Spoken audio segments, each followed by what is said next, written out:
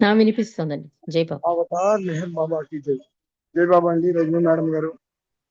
Avatar Meher బాబా की जय.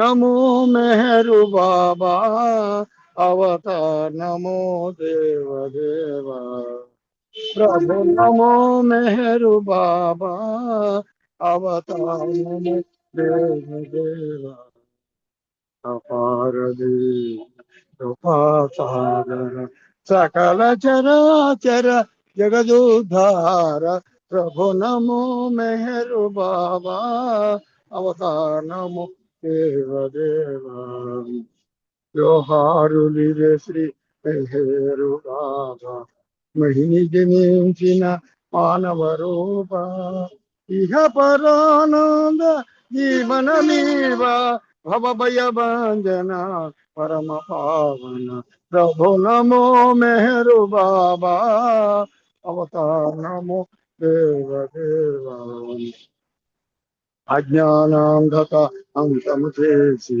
దివ్య విజ్ఞాన దృష్టిన సంగి అజ్ఞానాంధక అంతము చేసి దివ్య విజ్ఞాన దృష్టిన సంగి హరిషద్వర్గము అంతరింపగా హరిషద్వర్గము అంతరింపగా అవ్యయ మోక్షం మనోగ్రహించు ప్రభు నమో మెహరు బాబా అవతార్ నమో దేవ దేవ ప్రభు నమో మెహరు బాబా అవతార్ నమో దేవ దేవ. థ్యాంక్ యూ అండి రజనీ మేడం గారు. అందరికీ జై బాబా అండి. జై బాబా అండి. శ్రీనివాస్ గారు చక్కటి ప్రార్థనా గీతంతో ఈ రోజు ఈ సహవాస్ ప్రారంభించినందుకు జై మెహర్ బాబా. జై బాబా అండి.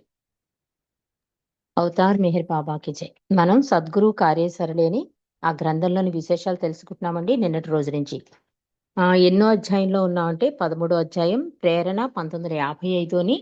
ఈ అధ్యాయంలో ఐవిడ్ జ్యూస్ గారు ఏం చెప్తున్నారు అంటే మణి సోదరి మణిజ చెప్పిన ఒక కథని మనకి తెలియజేశారు. అంటే భగవత్ సాక్షాత్కారం పొందాలి అంటే నీ యొక్క తపన నీ యొక్క సహనం మీద ఆధారపడి ఉంటుందని ఒక చక్కటి కథ ద్వారా ఒక సద్గురువు ఒక సన్యాసి దగ్గరికి వెళ్ళి ఎన్నాళ్ళు నాకు భగవత్ సాక్షాత్కారం జరుగుతుందంటే 500 సంవత్సరాలని చెప్తాడు. దానికి ఆ సన్యాసి చాలా సంతోషిస్తాడు, కృతజ్ఞత కూడా చెప్తాడు. అదే ఇంకో సన్యాసి దగ్గరికి వెళ్ళి సద్గురువుని అడిగినప్పుడు నాకు ఎన్నాళ్లలో భగవత్ సాక్షాత్కారం జరుగుతుంది అంటే ఇంకో 50 ఏళ్ళు అంటాడు. అదేంటి 30 ఏళ్ల నుంచి కష్టపడుతున్నాను, ఇంకో 50 ఏళ్ళు నేను వెయిట్ చేయాలా అని చెప్పి కోప్పడతాడు. అలా కోప్పడిన వెంటనే ఇతనికి మళ్ళీ కొన్ని జన్మల వరకు అది పాస్ ఆన్ అంటే భగవత్ సాక్షాత్కారం పొందడానికి అర్హత పోతుంది. కానీ 500 సంవత్సరాలకి యాక్సెప్ట్ చేసిన అతనికి వెంటనే భగవత్ సాక్షాత్కారం జరుగుతుంది. కాబట్టి ఏం చెప్తున్నారు అంటే ఇక్కడ భగవంతుడి విషయంలో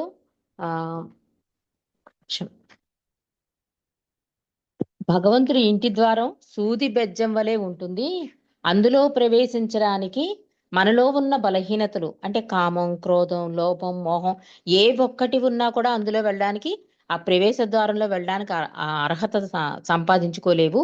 కాబట్టి ఇవన్నీ కూడా తొలగించుకోవాలి అని చెప్పి సోదరి మణిజ రాసిన లెటర్ ద్వారా మనకి నిన్నటి రోజు మనం చదువుకున్నామంటే తెలుసుకున్నాం. తర్వాత ఈ గాడ్ స్పీక్స్ గురించి కూడా చెప్తున్నారు ఐవిడ్ జ్యూస్. దాని వర్క్ ఎలా చేశారు, కంప్లీట్ అయ్యాక ఇతర వాళ్ళు ఉంటారు కదా తత్వవేత్తలు, వాళ్ళందరికీ పంపిస్తే వాళ్ళందరికీ కూడా ఇది భగవంతుడి యొక్క వాక్యము అన్న అవగాహన లేక, అంటే వాళ్ళు నిజంగా ఆరాధించకపోవడం వల్ల ఇది భగవంతుడి వాక్యాలు అని నమ్మకం లేక ఇందులో ఏదో తప్పు ఉంది, నా చదవడానికి టైం లేదు, నా దృష్టి తక్కువ, నాకు కావాల్సిన గ్రంథాన్ని చదువుకుందికే నేను ఆ దృష్టిని వాడతాను, ఇలా రకరకాల విమర్శలు వస్తాయి. అప్పుడు ఐవిడ్యూస్గా చెప్తున్నారు, నాకు ఇవన్నీ అనుభవమే, నాకు ఇవేమి కొత్త అనుభూతులు కాదు, ఇవన్నీ నాకు అనుభవమైనవే. ఇలాగ విమర్శలను కూడా నేను ఈ గాడ్ స్పీక్స్ దాంట్లో ఎదుర్కొన్నాను, నాకు అది పెద్దగా అనిపించలేదు, అంటే అంత సీరియస్గా నేను తీసుకోలేదు వాళ్ళ అభిప్రాయాలు అని ఎలిజబెత్ ప్యాటర్సన్ చెప్తున్నారు. ఆ తర్వాత ఇక మణిజ రాసిన ఒక లెటర్లో కొంతమంది కోసం బాబా సహవాస్ చేస్తున్నారు, ఒక 800 మంది పురుషుల కోసం.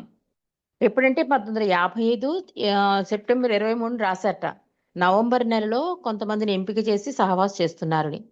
అప్పుడు డాన్ కూడా వెళ్తున్నట్ట. ఈ డాన్ స్టీవెన్స్, ఎలిజబెత్ ఐవిడ్ జ్యూస్ కలిసి ఈ గాడ్ స్పీక్స్ గ్రంథానికి ముందు మాట రాస్తున్నారు కదా, అది కంప్లీట్ అయిపోయింది కనుక ఆ పుస్తకాన్ని తీసుకెళ్తానంటున్నాడు డాను. అక్కడ ఉన్నామండి, ఈరోజు చదువుకుందాం.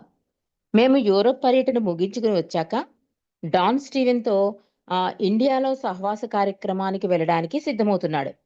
డాను తన పుస్తకంతో పాటు ఈ భగవద్వచనం పుస్తకం తనతో తీసుకెళ్లి ఎరిచి సోదరి మణిల ఆటోగ్రాఫ్ తీసుకుంటాను అన్నాడు.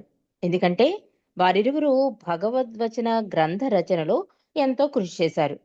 ఇది బైబిల్ గ్రంథానికి జీసస్ వారి మండలి చేత ఆటోగ్రాఫ్ తీసుకున్నట్లుంటుంది. నేను బాబా వారి ఫోటోలను, ప్రదేశాలను, మండలి సభ్యుల ఫోటోలను తీయవలసిందిగా కెమెరా తీసుకెళ్లమంటే మొదట్లో నిరాకరించాడు డాను. అయితే ఆండ్రూ మోయర్ అనే అతను కెమెరాని డాన్ చేతిలో పెడితే కాదనలేకపోయాడు. భవిష్యత్ తరాల వారికి బాబా జీవిత దృశ్యాలు అందించాలనేదే నా కోరిక. భవిష్యత్తును గురించి ఆలోచించే జ్యూస్ అని డాను నాకు పేరు పెట్టాడు. సహవాస కార్యక్రమాలకి కొద్ది రోజుల ముందు పింపల్గామ్ నుంచి సోదరిమణి ఒక ఉత్తరం రాసింది. అందులో ఒక ఆసక్తికరమైన సంఘటన ఉంది. అదేంటంటే సోదరి మణిజ చెప్తోంది, మేము 20వ తారీఖున సతారా నుండి బయలుదేరి పూనా వచ్చాం. పూనా సెంట్రల్ జైల్లో బాబా ప్రేమికుడైన ఒక యువకుడు ఒక హత్యా నేరంలో గత 10 ఏళ్లుగా శిక్ష అనుభవిస్తున్నాడు. అతని సెల్లో బాబా ఫోటో పెట్టుకుని రోజు పూజిస్తున్నాడు. అంటే జైల్లో ఎంతో కాలంగా బాబా దర్శనం కోసం తప్పించిపోతున్నాడు. జైలు అధికారులను ఎంత వేడుకున్నా ఫలితం లేకపోయింది. బాబా స్వయంగా వచ్చి దర్శనమిస్తాను అన్నారు. అందుచేత జైల్లోనే బాబా దర్శనం ఏర్పాటు చేశారు. అనూహ్యమైన రీతిలో జైలు అధికారులు కూడా బాబాకు స్వాగత సన్నాహాలు చేశారు. బాబా జైల్లో దర్శనమిస్తున్నారని తెలిసి బొంబాయి బాబా ప్రేమికులు అక్కడ చేరారు. ఆ రోజు బాబా అతన్ని కలవడానికి జైలుకొచ్చారు. బాబాకు పూల మాలలు వేసి పూలు పరిచిన రగ్గు మీద ఆసనంపై కూర్చుండజేశారు. సాధారణంగా ఖైదీలను కటకటాల నుంచి బయటికి రానిరు.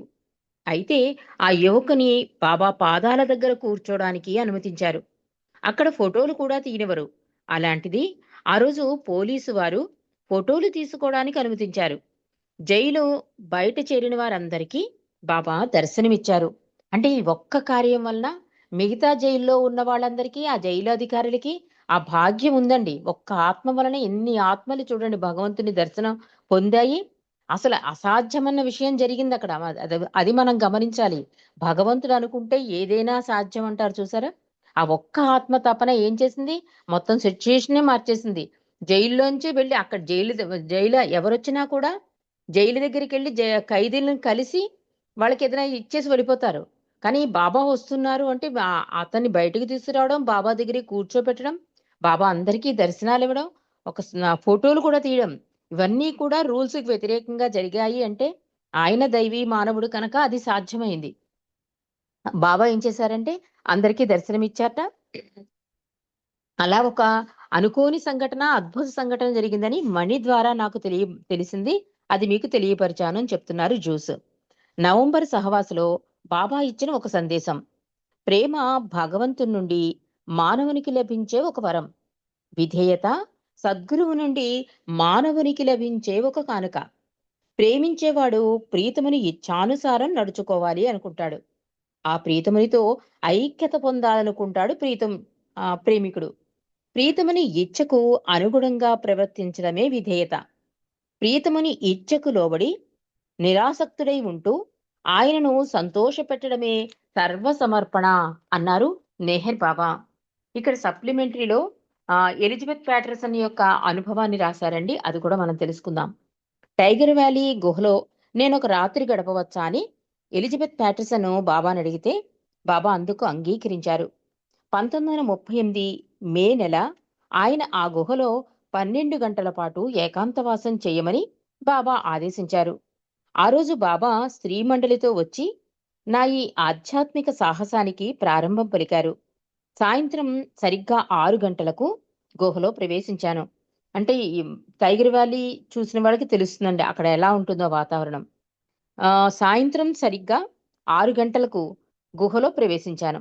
బాబా గుహ బయట గేటుకి తాళం వేసి తాళం చెవి నా చేతికిచ్చారు. తలపై చేతులుంచి ఆశీర్వదించారు. అందరూ కొండ దిగి వెళ్లే దారి మలుపు దాటిన తర్వాత నేను ఒంటరిగా ఉన్నాను. అత్యంత ప్రశాంత వాతావరణం అలుముకుంది. మనసులో ఎన్నో ఆలోచనలు చెలరేగాయి. అయితే వాటిని నియంత్రించుకుంటూ బాబాపై ధ్యానం చేశాను. రాత్రంతా మెలకుగా ఉండి నామస్మరణ చేయమని బాబా ఆదేశం. రాత్రి 7 గంటలకు 10 నిమిషాలు ముందుగా లాంతరు వెలిగించి నడుం వాల్చాను. చెప్తున్నారు ఎలిజబెత్. ఒక రాత్రి వేళలో అడుగుల చప్పుళ్ళు, దారిలో ఎవరో వస్తున్నట్లు ఆ శబ్దం ఒకప్పుడు దగ్గరగాను, మరొకప్పుడు దూరంగాను వినిపించాయి. కొండ మీద గడ్డి మేసే జంతువులు ఏమైనా తిరుగుతున్నాయనుకున్నాను. ఆకాశంలో నక్షత్రాలు గాలిపటం ఆకారంలో మెరుస్తున్నాయి. గడియారం కేసి చూశాను. అర్ధరాత్రికి కొంచెం టైం ఉంది. నిద్ర రాకుండా ఉండేందుకు బాబాని గురించి ఆలోచించడం మొదలెట్టాను. ఉన్నట్టుండి వెన్నెముకలో వణుకు ప్రారంభమైంది.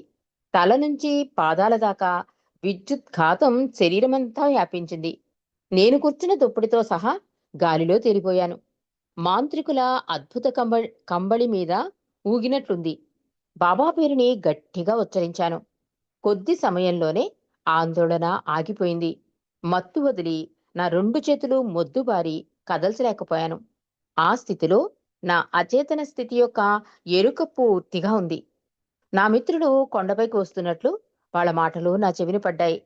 వాళ్ళు గుహలో ప్రవేశించి వెలుగొచ్చేసింది. సమయం 5 గంటలైంది. లెమ్మని పిలిచారు. బాబా నన్ను 6 గంటల వరకు గుహ విడిచి రావద్దని ఆదేశించారు. ఏం చెయ్యాలో తోచక సందిగ్ధంలో పడ్డాను. అయితే బాబా ఆదేశాన్నే పాటించాలని నిర్ణయించుకున్నా. ఆ సమయంలో వెలుగులు చిమ్ముతూ బాబా గుమ్మంలో దర్శనమిచ్చారు. నవ్వుతూ, నేను చెప్పినట్లే 6 గంటలకు బయటకు రా అన్నారు బాబా. ఆ తర్వాత 6 గంటలకి సూర్యోదయం అవడంతోనే కొండ దిగి మా బసకు తిరిగి వచ్చాను. రాత్రి నేను పొందిన అనుభవం స్వప్నమా అని బాబాని అడిగాను. కాదు, అది ఒక మైకం, నిద్ర, మెళకువ కాని స్థితి. భౌతికంగా అవన్నీ నీ అనుభవాలు అని బాబా చెప్పారు. అవి దేనికైనా సంకేతాలా అని బాబాని అడిగాను. భవిష్యత్తులో వాటిని గురించి నీవే తెలుసుకుంటావు అని బాబా సమాధానమిచ్చారు. ఇక జి జిఎస్ఎన్ మూర్తి గారి గురించి కూడా ఇక్కడ తెలియజేస్తున్నారండి. అది కూడా మనం తెలుసుకుందాం. అంటే ఆ టైగర్ వ్యాలీలో బాబా బాబాతో పాటు, అంటే బాబా తర్వాత ఒక్క ఎలిజబెత్ ప్యాటర్సన్కే ఆ గుహలో ఒక నైట్ ఉండడానికి బాబా అనుమతిచ్చారు. ఒకసారి బాబా యథార్థ సమర్పణ గురించి చెప్పదలుచుకున్నారు. మీ దినచర్యలు ఏమిటని ఒకరిని అడిగారు. దానికతడు ప్రతిరోజు 4 గంటలు సామాజిక సేవా కార్యక్రమంలో పాల్గొంటానని చెప్పాడు. అయితే అతను గతంలో తన జీవితాన్ని సంపూర్ణంగా బాబాకు అర్పించానని వాగ్దానం చేసి ఉన్నాడు. బాబా అతను ప్రస్తుతం చేస్తున్న పనికి మెచ్చుకున్నా అతని వాగ్దానాన్ని జ్ఞాపకం చేసుకోమన్నారు. ఆ తర్వాత బాబా అన్నారు, యథార్థ సమర్పణ పరిపూర్ణంగా, దృఢంగా, నిశ్చయపూర్వకంగా ఉంటుంది. నీవు నాకు సర్వస్వముగా అర్పించబడినప్పుడు మరొక ఉద్యమంతో అది ఎంత ఉన్నతమైనదైనప్పటికీ ఎలా సంబంధం పెట్టుకుంటావు? నీ జీవితాన్ని రెండుగా ఎలా సమర్పించుకుంటావు? నిజమైన సమర్పణ అచంచలంగాను, పరిపూర్ణంగాను, ఏ విధమైన మార్పు లేకుండా ఉండాలి. ఎట్టి పరిస్థితుల్లోనూ మొదటి వాగ్దానం మార్చకూడదు అని మందలించారు బాబా. ఆయనే జిఎస్ఎన్ మూర్తి గారండి. అంటే బాబాకి సర్వసమర్పణ అయిపోయానని చెప్పాడు. అలాగే జీవితాన్ని గడుపుతున్నాడు. కానీ తీరా బాబా అడిగేసరికి నువ్వు జీవితంలో ఎలా చేస్తావు, నీ కార్య విధానం అంటే నువ్వు ఏ ఏ టైంలో ఏం చేస్తావు అని అడిగితే ఇలా ఇలా వేరే వేరే సంస్థల్లో నేను సేవ చేస్తానంటే అప్పుడు బాబా చెప్తున్నారు, 2 జీవితాలు ఎలా జీవిస్తావు, ఒకటి అర్పించేశాక ఇంకా దానికే సరెండర్ అయిపోవాలి అని బాబా ఆ వాగ్దానం గురించి మళ్ళీ ఒకసారి జ్ఞాపకం చేశారు జిఎస్ఆర్ మూర్తి గారికి. ఇప్పుడు గ్రంథంలోకి వద్దామండి. బాబాను ప్రేమించేవాడు ప్రీతమునికి ప్రేమికుడు. బాబాకు విధేయుడై ఉండేవాడు ప్రీతమునికి ప్రీతముడు. తన సర్వస్వమును, తను మన ధన ప్రాణాలను అర్పించిన వారికి స్వీయ ఉనికి లేదు. అతనికి తన ప్రీతముడే సర్వస్వం, మరెవ్వరూ లేరు. అందుచేత ప్రేమ కన్నా విధేయత గొప్పది, విధేయత కన్నా సర్వార్పణ గొప్పది. ఈ మూడు కలిసిందే దివ్య ప్రేమ అన్నారు మెహర్ బాబా. ఆధ్యాత్మిక మార్గం మనసు యొక్క నిర్మూలనము, అసత్య అహము యొక్క సమర్పణల మీద ఆధారపడి ఉంటుంది. సద్గురువుకి సమర్పణమైపోయి విధేయులే ఉండడం చాలా కష్టం. అసత్య అహాన్ని సమర్పించడం మరింత కష్టం. ఉనికి లేని దాన్ని సమర్పించడం ఎంతో కష్టం. మనలో లేవని భ్రాంతి చెందే మన స్వార్థాన్ని, అసహనాన్ని ఎలా సమర్పించగలం? మనకు ఇష్టం లేనివి మనలోనే ఉన్నాయని పరిస్థితుల ప్రభావం వల్ల తెలుసుకున్నప్పుడు అటువంటి సమర్పణ సాధ్యపడుతుంది. అయినా అటువంటి వాటిని కూడా వదులుకోవడానికి సిద్ధపడం. అయితే తనను నిరాసక్తత పరిస్థితిలోనికి నెట్టగల గురువు యందు భక్తి కలిగి ఉన్నప్పుడు అతని అనుగ్రహం వలన పరిత్యాగం సాధ్యపడుతుంది. అసత్యం అహాన్ని గుర్తించినప్పుడు గురువు సహాయముచే పాము కుబుసము విడిచినట్లు అహాన్ని విసర్జించగలం. నేను రోజూ మరణిస్తూ ఉంటాను అని సెయింట్ పాల్ అన్నారు. మనలోని దుర్గుణాలను గ్రహించి వాటిని విడిచిపెట్టే పరిస్థితులను బాబా కల్పిస్తూ ఉంటారు అని ఇక్కడ జ్యూస్ తెలియజేస్తున్నారండి. అంటే ఈ డిస్కోర్సెస్ లో కూడా బాబా చెప్తారు, ఈ అధికాధికమైన ప్రేమ ఏమవుతుందంటే నీలో ఉన్న బలహీనతలు నేచురల్ ఎగ్జిట్ అంటే సహజంగానే వెళ్ళిపోతాయి. అంటే నేను కోపం మానేస్తాను, ధ్యానము యోగము చెయ్యక్కర్లే, మెడిటేషన్స్, దాన్ని నువ్వు అది భగవంతుడి మీద ఎక్కువ దృష్టి పెట్టి ఆయనకే ఇంపార్టెన్స్ ఇచ్చి చేసే ప్రతి పని ఆయనకి అర్పించి అంటే ఒక పూర్తి సమర్పణ అంటారు చూడు, ఆయన మీదే ఆధారపడమంటారు, నిత్య సహజం చేసుకోమంటారు, ఊపిరి కన్నా దగ్గరగా ఉన్నాను. ఇవన్నిటికీ కారణం ఏమిటి అంటే మనలోనున్న బలహీనతలు నేచురల్ ఎగ్జిట్ అవ్వడం కోసం బాబా చేసే ప్రయత్నం అంతా కూడా. అందుకే ప్రతిదీ ఆచరణ సాధ్యంగా చేయమంటారు. ప్రతిదీ కూడా ఒక ప్రార్థన చేసినా, ఒక పాట పాడి ఏదైనా సరే ఆచరణగా ఉండాలి. ఒక మాట మాట్లాడినా కూడా ఒక బాబా సబ్జెక్ట్ చెప్తున్నాము అంటే మనలో ఏదో ఒక మంచి క్వాలిటీ ఉండకపోతే అంటే అది ఉంటేనే బాబా మనకు ఆ పని ఇస్తారు. బాబా కూడా అదంటారు, ఒక పని నీ దగ్గరకు వచ్చింది అంటే అదే నా మెప్పు, నేను మెచ్చుకుని నీకు ఇస్తున్నాను ఆ పని, ఇంక వేరే మెప్పు నీకెందుకు అంటాడు తండ్రి పని అన్న సందేశంలో. ఇంక మనం ఏం చేస్తామంటే మనం పాట పాడినా మాట్లాడినా ఓ పని చేసినా ఏమండి బాగా చేశానా అంటే మాయలో ఉండడం వల్ల వస్తాయి కానీ ఆ మాటలు, కానీ బాబాని అధికాధికంగా ప్రేమించడం వల్ల అది కూడా రాదు. అది అంటే అనమాట ఆ మాట అసలు. ఏదైనా వచ్చినా కూడా బాబా చేయించారండి, బాబా మాట్లాడించారండి, బాబా వల్ల ఉన్న అనే మాట వస్తుంది. అంటే నేచురల్ గా అవి అదంతట అవే పక్కకి వెళ్ళిపోతాయి మాట. ఇక్కడ బాబా కూడా అదే చెప్తున్నారు, నేచురల్ గా ఎగ్జిట్ అయిపోతాయి అని చెప్తున్నారు. ఎందుకంటే ఆ దుర్గుణాలను విడిచిపెట్టే పరిస్థితులు బాబాయే కల్పిస్తారు. అంటే అంత ఆయన మీద ఆధారపడిపోతే, అంత పూర్తిగా నిజాయితీగా సర్వసమర్పణ అయిపోతే అవి ఆ బాబాయే సహాయం ఇస్తారు. అందుకే బాబా ఏమంటారు, ఒక పని నీ దగ్గరకు వచ్చింది అంటే నేను పూర్తిగా నీ మీద వదిలేను, నీ మీద ఆధారపడిపోను, ఆ పని నేను చేసుకోగలను, కానీ నీకు ఒక అవకాశం ఇస్తాను అన్నది. ఎందుకంటే వెనకాల నేనుండి నా సహాయ సహకారాలతో ఆ పని నువ్వు చెయ్యగలవనే ఉద్దేశంతో నేను ఇస్తాను తప్ప వేరే నువ్వే చేసేస్తావు నేను చెయ్యలేక కాదు, అది గుర్తు పెట్టుకో. అంటే 4 లక్షణాలు కలిగి ఉండాలి అని కూడా పని విషయంలో బావ చెప్తారు. నమ్రత, సహనం, ఆనందంగా చేయగలిగే సహనం, ఉద్దేశం, బాబాయే చేయిస్తున్నారనే భావన, ఈ 4 ఉండాలి. అండ్ డబ్బు ప్రసక్తి ఉండకూడదు, నేను చేస్తున్నాననే భావన ఉండకూడదు, చేసేది చేయించేది ఆయననే భావన ఉండాలి, బాబాకి సంతుష్టిగా చేయగలగాలి. ఇవన్నీ ఈ లక్షణాలన్నీ కలిగి ఉండాలని పనిలో బాబా సందేశంలో చెప్తారండి. అలాగే బాబా కూడా ఇక్కడ ఏం చెప్తున్నారు, మనలోని దుర్గుణాలను గ్రహించి వాటిని విడిచిపెట్టే పరిస్థితులు బాబా కల్పిస్తారు. ఎప్పుడైతే ఒక పని నీ దగ్గరికి వచ్చింది అంటే అది నీకు తిరోగమనం కాదు పురోగమనం అంటున్నారు. దానివల్ల మనకి వస్తాయి హడల్స్. ఒక పని మొదలెట్టామంటే చాలా మంది కామెంట్స్ వస్తాయి, ఎన్నో హడల్స్ వస్తాయి. కానీ నువ్వు దేనికి ప్రాధాన్యతనివ్వాలి? తండ్రి నాకిచ్చాడు ఈ పని, ఆయనకి సంతోషానికి కారణం అవడానికి అవకాశం ఇచ్చాడు నాకు. బాబా కూడా అదే అంటారు, ఒక పని నీ దగ్గరికి వచ్చినప్పుడు నా మీదే దృష్టి పెట్టు, ఇంకేమొచ్చినా వాటికి ఇంపార్టెన్స్ ఇవ్వకు. అది నీకు పురోగమనమే కానీ తిరోగమనం కాదు, నిన్ను బలహీనపరచదు, శక్తినిస్తుంది, నా ప్రేమలో నీకు పరిపక్వత సంపాదిస్తుంది అన్నారు. అంటే ఆయన ప్రేమ మనకి అవగతం అవుతూ ఉంటుందన్నమాట ఆయన పని చేస్తున్నప్పుడు మనకి. కాబట్టి బాబా కూడా ఇక్కడ అదే అంటున్నారు.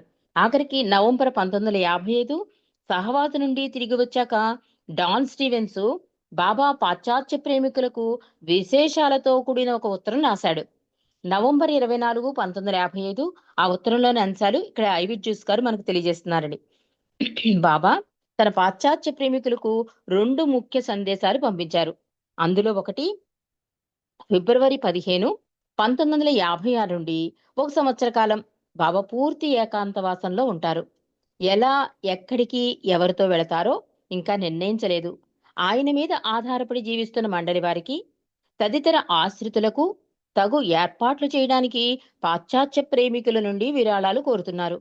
ఫిబ్రవరి 15, 1956లోగా అలా చేయడానికి ఇచ్ఛాపూర్వకంగా తన విరాళాలను Shri Kakabaria care of Adikairani, Kings Road, Ahmednagar, Maharashtra పేరిట పంపవలను.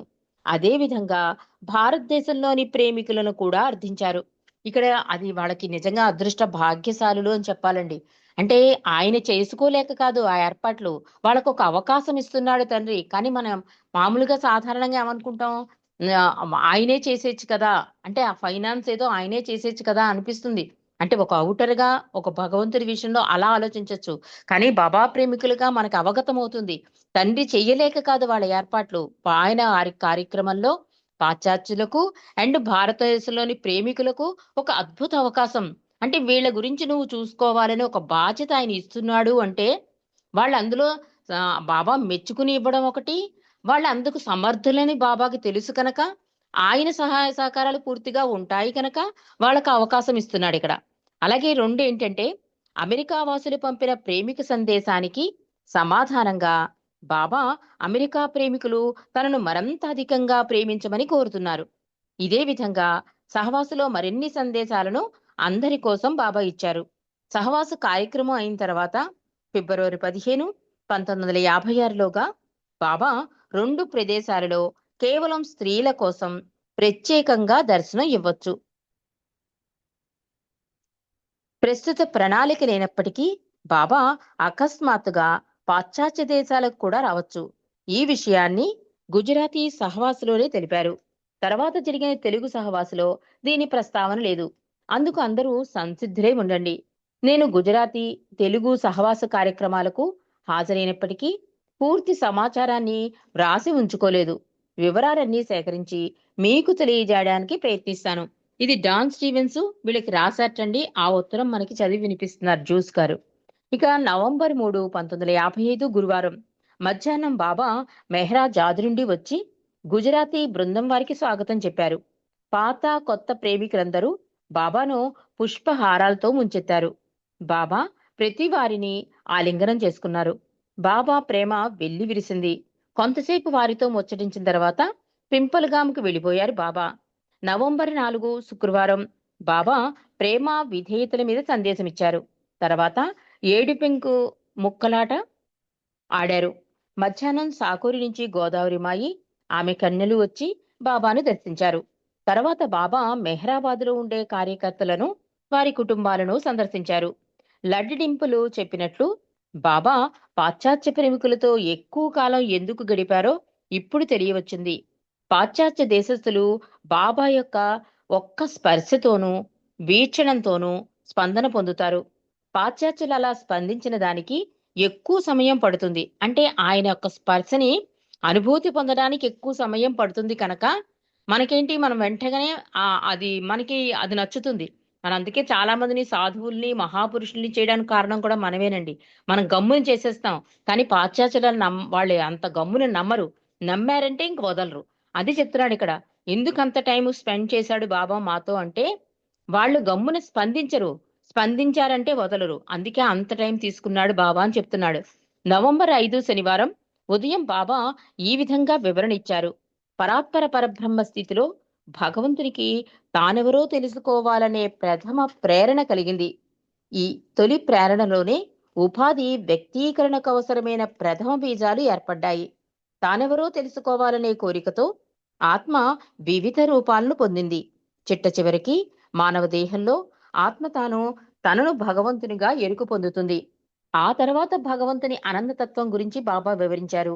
అటువంటి అనంతతత్వం యొక్క అనుభూతి పొందడానికి మానవుడు ఎన్ని త్యాగాలు చేసినా చివరికి తను ముక్కలు ముక్కలుగా ఖండింపబడినా అవన్నీ చాలా స్వల్పమైనవి అన్నారు బాబా. బాబా చేతి సౌజ్ఞలతోనూ ముఖ కవళికలతోనూ వెల్లడించిన విషయాలు సోదరుడు ఎరిచి అర్థం చేసుకోవడానికి చాలా ప్రయాసపడ్డాడు అని కొన్ని రోజుల విషయాలు చెప్పారండి. మిగిలి ఇంకా నవంబర్ 6, 7, 8 ఇలా దగ్గరగా 12వ తారీఖు వరకు జరిగిన ఈ విషయాలన్నీ డాన్ స్టీవెన్స్ రాశారు. అవి రేపు మనం తెలుసుకుందాం. అవతార్ మెహర్ బాబా కీ జై. జై బాబా అండి. జ్యోతి గారు. జై బాబా అమ్మ. అవతార్ మెహర్ బాబాకి జై. ముత్యాల హారతి మేరు బాబాకు మోక్ష ప్రదాతకు మనసే మంగళ హారతి ముత్యాల హారతి. చందురిని బోలు ముఖ కమలమునకు వేదవేద్యుని పద పద్మములకు.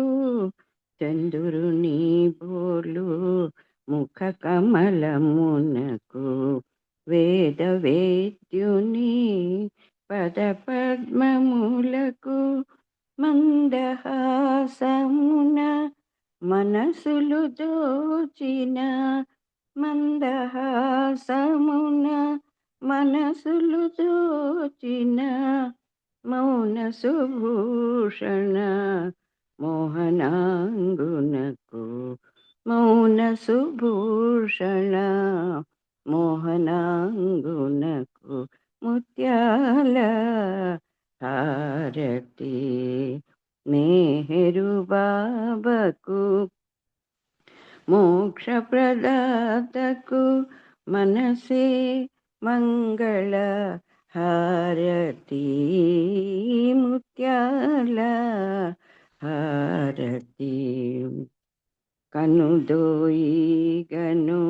జగమంత భ్రాంతి. కనుదోయిగను జగమంత భ్రాంతి. కనలేవాటని ఆ దివ్య కాంతి. మనమున నిలుపుము మేహెరుమూర్తి. మనమున నిలుపుము మేహెరుమూర్తి. మననము చేయుము కలుగును శాంతి ముత్యాల హారతి మేరు బాబాకు మోక్ష ప్రదాతకు మనసే మంగళ హారతి ముత్యాల హారతి.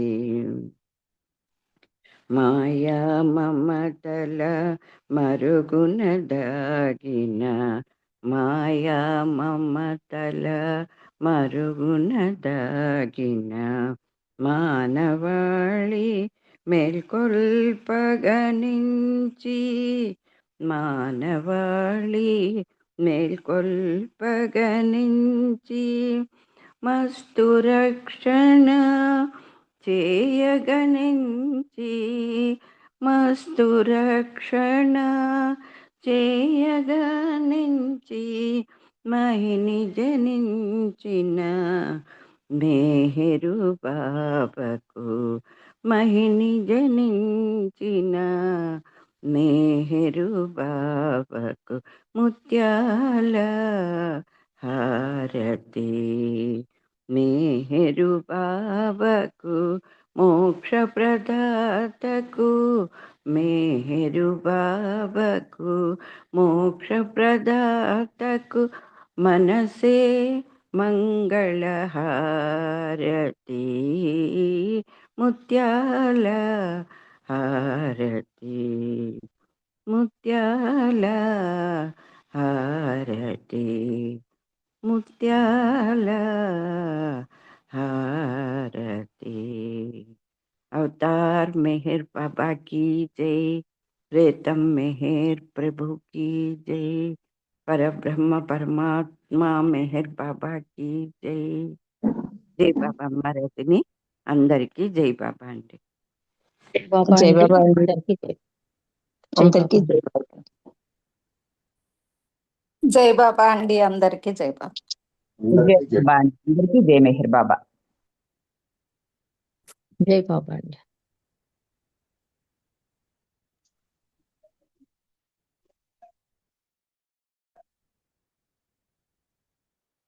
చక్కటి విషయాలు తెలియజేశారమ్మా రజనీ మేడం గారు. జై బాబా. అందరికీ